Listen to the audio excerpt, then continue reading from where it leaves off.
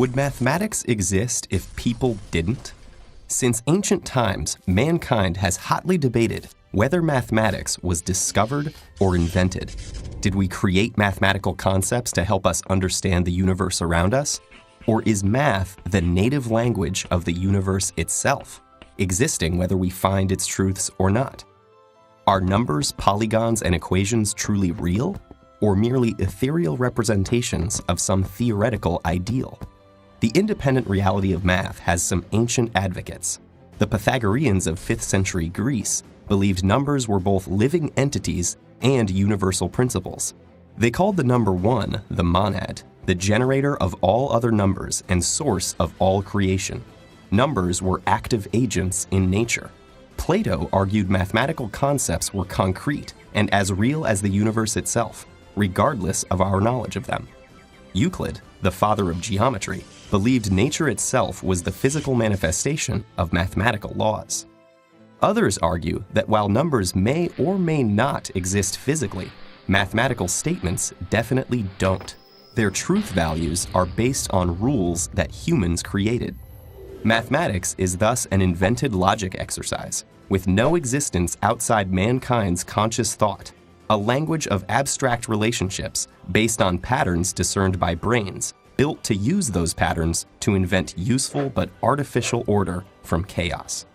One proponent of this sort of idea was Leopold Kronecker, a professor of mathematics in 19th century Germany.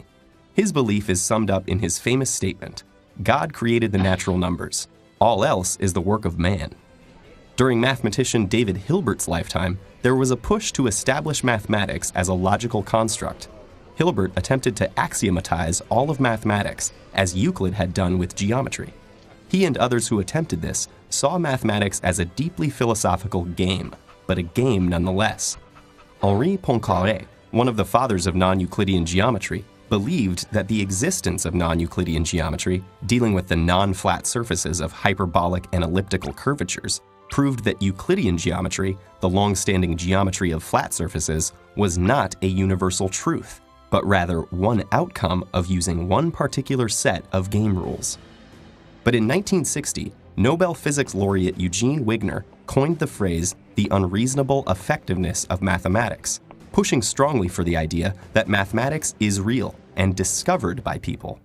Wigner pointed out that many purely mathematical theories, developed in a vacuum, often with no view towards describing any physical phenomena, have proven decades or even centuries later to be the framework necessary to explain how the universe has been working all along.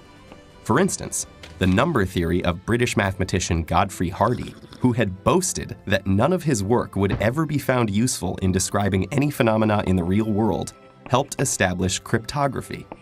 Another piece of his purely theoretical work became known as the Hardy-Weinberg law in genetics and won a Nobel Prize.